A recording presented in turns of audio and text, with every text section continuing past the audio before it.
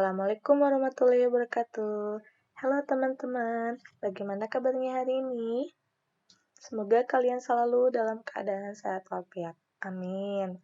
Nah, hari ini kita akan kembali yaitu melakukan KBM, kegiatan belajar mengajar. Nah, seperti biasa, setiap hari Senin yaitu pembelajaran tematik dan tahfiz. Nah, maka dari itu, Bu Guru di sini akan menjelaskan tematik. Nah, tematik sekarang yaitu memasuki ke tema 3. Nah, tema 3 ini yaitu tentang tugasku sehari-hari. Dan yang akan dibahas yaitu subtema 1, yaitu tentang tugasku sehari-hari di rumah, pembelajaran 1 sampai pembelajaran 3. Nah, Ananda semuanya, sebelum menyimak video dari Bu Lasri ini, Ananda harus sudah melaksanakan pembiasaan terlebih dahulu ya, yaitu apa? Murojaah dan sholat duha. Pinter sekali. Nah, setelah Ananda melaksanakan pembiasaan, maka Ananda boleh menyiapkan buku paket, buku tulis, dan alat tulisnya. Nah, untuk buku paketnya, yaitu buku pena 2B. Di situ tema 3 ada pada halaman 3. Ananda boleh membukanya ya. Nah, mari kita mulai ke pembahasan. Nah, di sini ada tujuan pembelajaran. Tujuan pembelajaran untuk hari ini yaitu pertama, melalui penjelasan dari guru, Ananda semuanya harus sudah bisa membaca tata letak rumah pada denah. Nah, nanti Bu Lesti akan menunjukkan sebuah denah, dan nanti Ananda bisa membaca denah tersebut, yaitu tata letak rumah dari denah tersebut. Dan adapun yang kedua, tujuan pembelajarannya, yaitu melalui penjelasan dari guru, Ananda semuanya juga harus sudah mengetahui arti birama. Nah, ini tujuan pembelajarannya ada 2 untuk hari ini ya. Nah, mari kita mulai ke pembahasan, yaitu pembelajaran pertama. Pembelajaran pertama ini ada di buku paket halaman 3. Ananda boleh membukanya ya. Nah, tentang membaca tata letak rumah pada denah. Jadi, untuk pembelajaran pertama ini, tadi seperti tujuan pembelajaran yang sudah Bu Guru sebutkan ya, yaitu tentang membaca tata letak rumah pada denah. Nah, di sini ada penjelasannya, yaitu Ananda semuanya dapat membuat cerita tentang letak rumah pada denah. Jadi, nanti pada denah itu, Ananda bisa membuat sebuah cerita, yaitu tentang letak rumah yang ada pada denah tersebut. Dan yang kedua, saat membuat cerita, Ananda semuanya dapat menggunakan kosakata. Nah, kosakata apakah saja? Di sini Bu Leslie mencantumkan 3, ya, yaitu di sebelah kanan, di sebelah kiri, di depan rumah, atau bisa juga di belakang rumah, ya. Nah, di sini kosakata yang Ananda bisa gunakan ketika membuat cerita pada denah. Nah, seperti apakah membuat cerita pada denah? Bu Lesti akan menjelaskannya. Nah, di sini Ananda bisa melihat ada sebuah denah, atau di buku paket pun ada ya. Hanya saja ini berbeda dengan yang di buku paket, denahnya. Nah, adapun perintahnya yaitu perhatikan denah di bawah ini. Bacalah contoh cerita berdasarkan denah tersebut. Coba Ananda semuanya membuat cerita tentang rumah Siti. Nah, Bu Guru akan memberikan waktu untuk membuat cerita tentang rumah Siti pada denah tersebut. Nanti kita cocokkan jawaban Ananda dengan Bu Leslie ya. Coba dicoba dulu terlebih dahulu ya.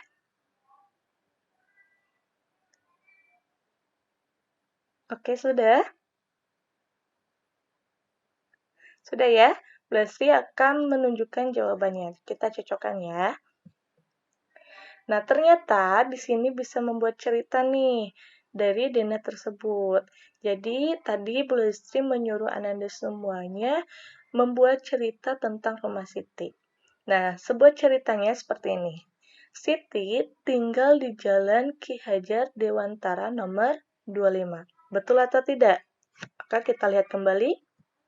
Nah, betul ya. Di sini ada sebuah jalan nih, Jalan Ki Hajar Dewantara. Jadi rumah Siti emang berada di Jalan Ki Hajar Dewantara. Kita lanjut. Yang kedua, di sebelah kanan rumah Siti ada rumah Adi. Nah, di sini menggunakan kosakata di sebelah kanan. Coba kita lihat, benar tidak ya? Rumah Siti itu di sebelah kanannya adalah rumah Adi. Nah, tepat ya. Di sini rumah Siti dan di sebelah kanannya ini rumah Adi, ya. Nah, kita lanjut. Cerita yang ketiga, yaitu di sebelah kiri rumah Siti ada rumah Ayu. Nah, ini juga masih menggunakan kosakata. Di sebelah kirinya itu ada rumah Ayu. Benarkah? Kita lihat. Ya, benar ya. Sedangkan di sebelah kirinya itu yaitu rumah Ayu. Di sebelah kanan rumah Adi. Nah, kita lihat kembali ceritanya. Dan adapun di depan rumah Siti ada musola. Benar atau tidak ada musola? Kita lihat kembali denahnya. Nah, di depan rumah Siti, di sini rumah Siti, ada musola di depannya. Nah, benar ya, ini saling berhadapan musolanya dengan rumah Siti. Berarti, cerita yang Blaise dibuat ini sesuai dengan denah yang ditunjukkan di sini. Ya. Jadi, anak-anak bisa membuat cerita yang sesuai dengan denah. Bisa ya? Oke. Nah, mari kita lanjut ke pembahasan yang kedua. Nah, pembahasan yang kedua yaitu tentang membuat pola irama. Nah, Blasi sudah menjelaskan di tujuan pembelajaran yang kedua bahwa Ananda semuanya harus sudah mengetahui arti dari birama. Dan adapun birama artinya yaitu kelompok irama yang membentuk hitungan tetap. Nah, di sini ada kata kelompok irama. Nah, apa yang dimaksud dengan irama? Yaitu irama adalah gerak musik yang berjalan teratur yang tidak tampak dalam lagu, tetapi kita bisa merasakannya. Ya? Mengerti?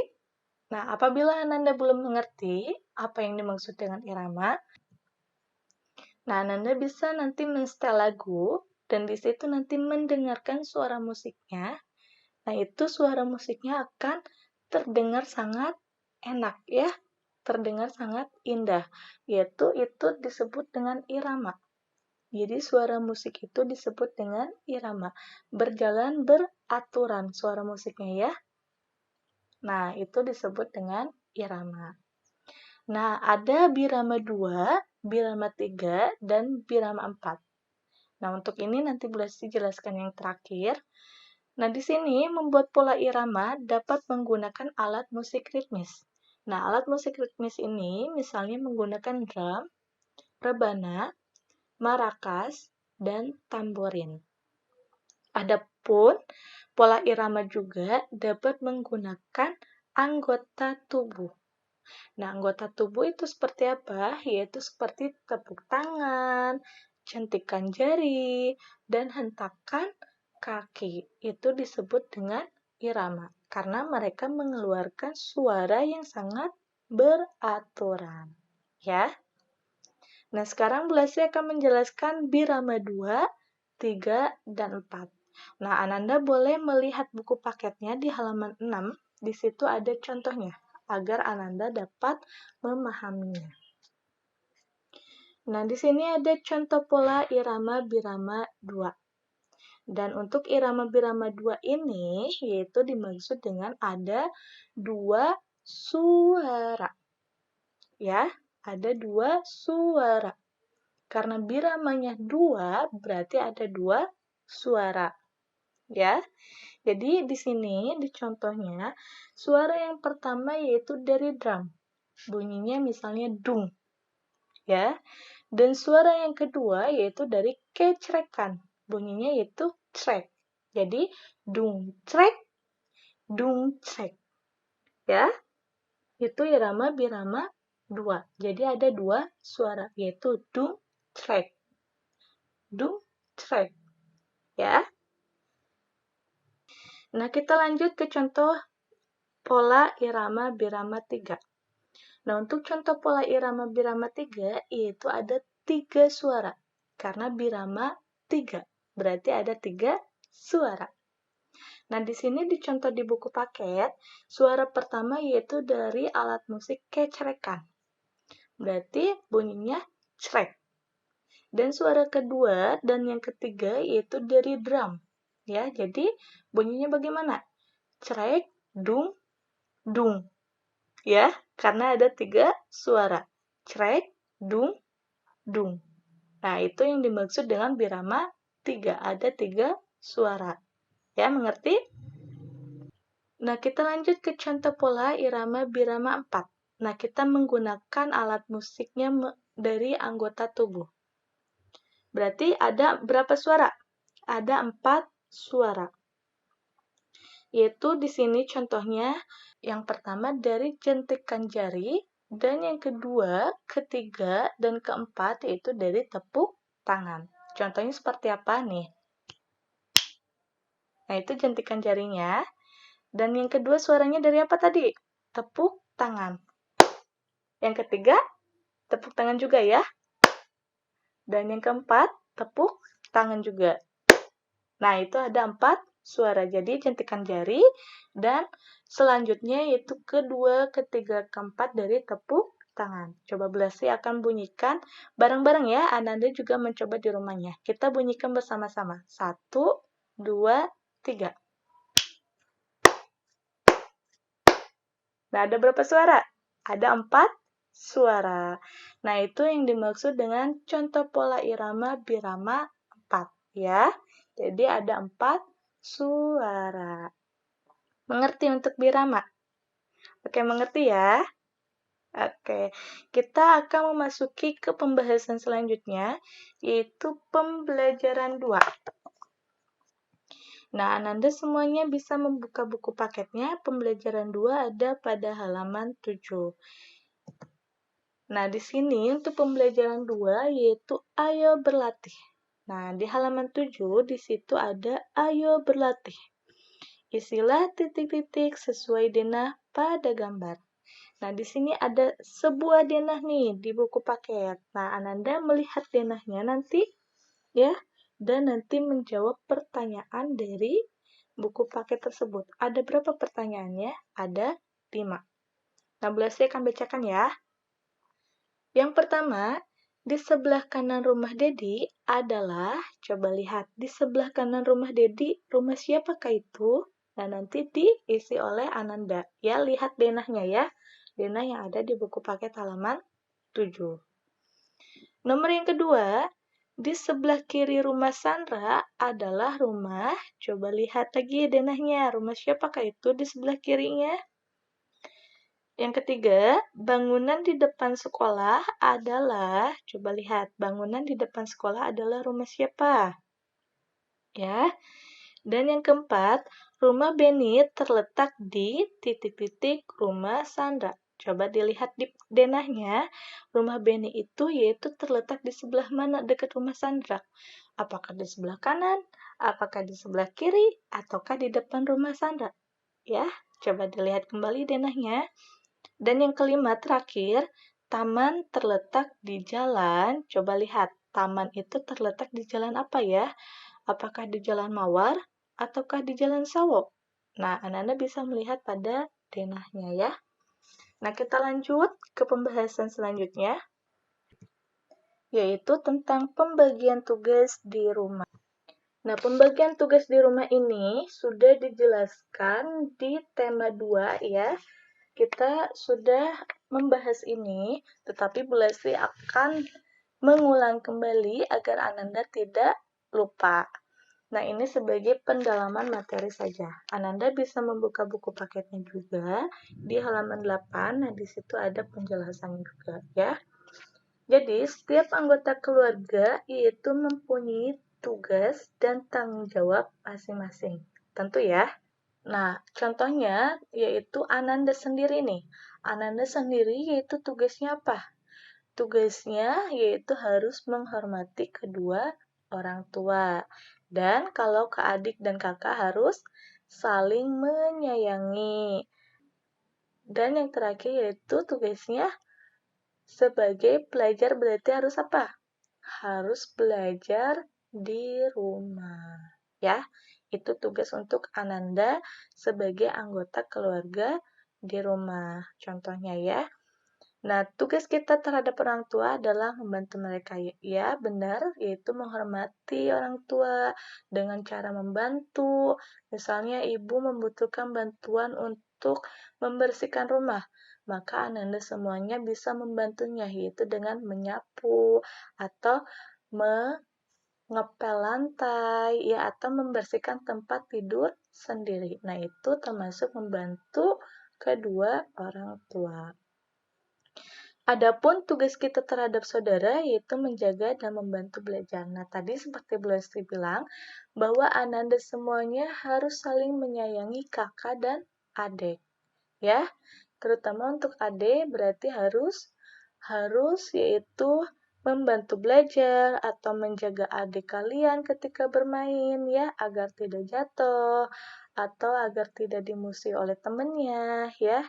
Nah, itu termasuk tugas dari Ananda di rumah, ya.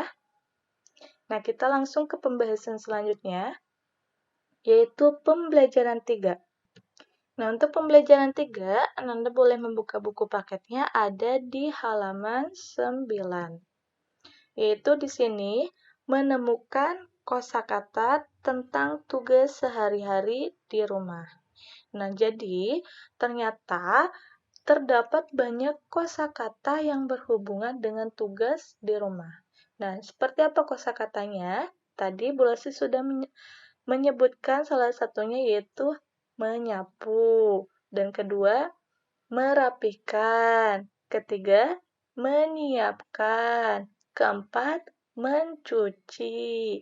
Kelima, memasak. Keenam, mengelap. Nah, ini contoh salah satu kosakatanya ya, yaitu yang berhubungan dengan tugas di rumah, ya. Nah, adapun untuk latihan soalnya, yaitu ada di halaman 10, ayo berlatih. Nah, perintahnya yaitu menuliskan kosakata yang sesuai dengan gambar, ya. Jadi, nomor 1 saja di sini, yang diisi nomor 1 saja, yaitu menuliskan kosakata yang sesuai dengan gambar. Nah, di sini ada gambar yang pertama yaitu anak dan ibunya sedang ke pasar berbelanja. Nah, Ananda berarti menuliskan kosakatanya ya.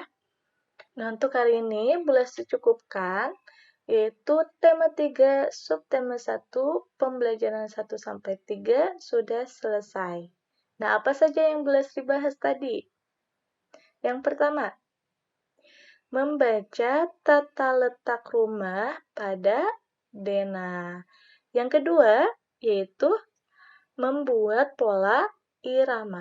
Nah, di pola irama ini Bu Lesti sudah menjelaskan arti dari birama, arti dari irama, dan contoh pola birama 2, birama 3, dan birama 4. Oke? Dan yang terakhir itu Bu Lesti menjelaskan tentang pembagian tugas di rumah, ya. Dan adapun untuk latihannya yaitu ada pada halaman 7 dan ada pada halaman 10. Untuk halaman 7 yaitu membaca denah, ya, ada 5 soal di situ. Dan untuk halaman 10 yaitu mengerjakan nomor 1 saja, ya, yaitu menuliskan kosakata yang sesuai dengan gambar. Oke? Bisa? Oke.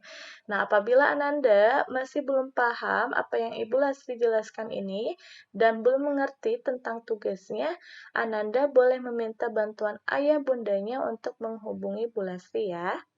Oke, insya Allah nanti Bu Lastri akan menjawabnya. Nah, untuk hari ini Bu Lastri cukupkan, jangan lupa mengerjakan tugasnya ya. Sampai jumpa di pertemuan selanjutnya. Wassalamualaikum warahmatullahi wabarakatuh.